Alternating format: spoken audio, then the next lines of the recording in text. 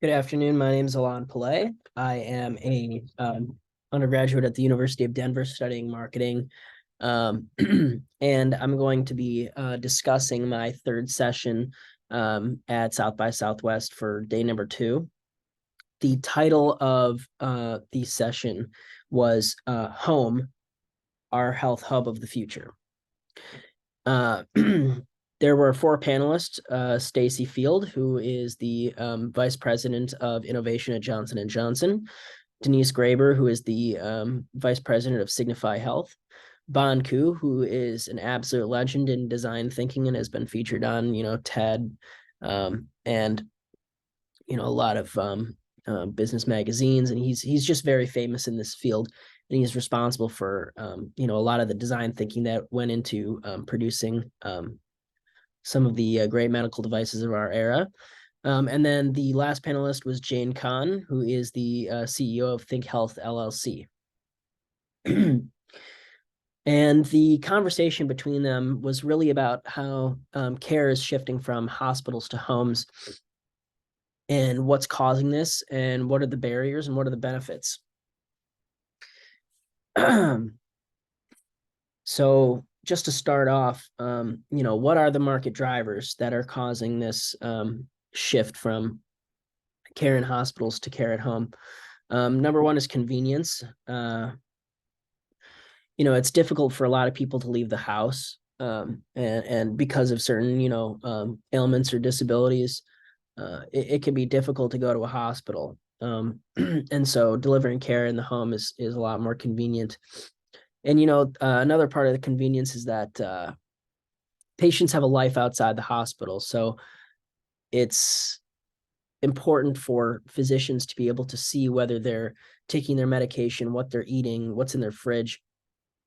So to be able to see that in the house is very helpful for the physician. And then clinician satisfaction is also a big driver for this, because you can create better connections with people in their home. And that's, not necessarily something that is,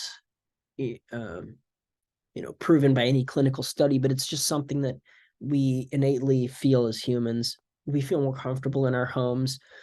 We involve people in our families, in our story, when they come into our homes. So it's no surprise to me that this was a important point that they had brought up. And then another part of the clinician satisfaction is that, people find joy in personally connecting with their patients. It it motivates them to provide better care, and so we will see better care given in the home. Another driver was the pandemic and, remote enablement. And so in a lot of cases, physicians feared for their lives in hospitals, wondering if they were going to go and help people today get COVID and die in a week. And, that happened quite a few times. So it was a valid fear. And it was, figured that visiting people individually in their homes may actually be safer than being in a cesspool of disease in the hospital, being surrounded by sick patients all at once. So that was a big driver.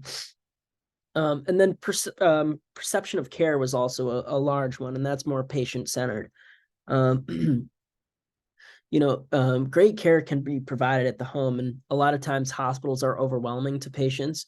So that was a factor that would be eliminated. The stress of going to the hospital, and being able to just sit at home and be comfortable in your own space. And this sort of shift was driven by a change in perception that, home care can be better than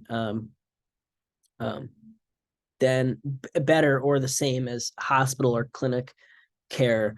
And that's definitely a challenge for marketers to drive home to patients. So we'll see how this sort of evolves, in the marketing space, and what kind of messaging they're going to use to really help people feel comfortable with this shift. As for some barriers for shifting from hospital to home, um,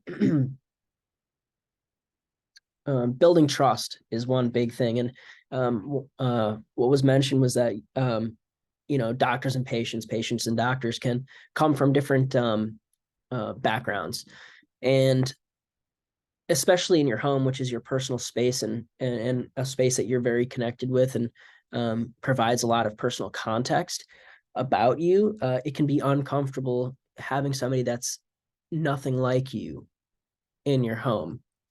And so part of that barrier is just a friction that's created by two people that don't really know each other very well, or might not be accepting of each other in their home at least. And so that's definitely a barrier. And then sometimes it's essential to be in a hospital because you can't have open heart surgery in your family room or you'll probably die. So there'll always be a need for hospitals, but so there'll always be a need for some kind of operating room. And then managing logistics and expectations for home visit is can be complicated, and uh yeah. So another barrier would be training for physicians, and for the people that are taking on this burden of new kind of care. And there's a lot of training that has to be done for people who are going into people's homes. It's a sort of a whole other ballroom of variables. So it could be a lot of work for certain clinicians to sort of switch to this mode of thinking. And then there aren't enough people to begin with that are willing to take on this role. But something that was discussed was that we have a whole untapped workforce of unlicensed, unpaid caregivers who are taking care of family and have immense experience taking care of their parents and their children, and are perfectly capable of learning how to provide basic care for people in homes. But right now, there's too many regulations and too many barriers for them to be used. So there's an underutilized workforce right now. So when we can figure out how to convert them, um, a lot of these other things, barriers will sort of just come into place and solve themselves. And Banku, who I love, had mentioned a few different design thinking principles that he uses to design things for the home, because he's responsible for thinking about how to convert medical devices in hospitals to medical devices at home, which are completely different animals for many reasons. But he said you have to design care around families, design care for the house, design for the patient, design for the community and the neighborhood, and design for love. And he's I mean, not only is he thinking about the medical device, but he's also thinking about the mode of care and how the physician will design the care that they're going to use for this person. So designing for love was something that really hit home for me, because you don't hear physicians talking about love all that much. So this was really good to hear. But it gave me an idea for something, and for an app that would allow caregivers to be locally connected, because a lot of times people that need care are hyper local, so they can't really go anywhere very far, at least. And so to have access to all the resources that their neighborhood has to help them, and to be able to facilitate those relationships by way of the clinician taking care of you, could be something that's really valuable. So don't tell anybody about that. But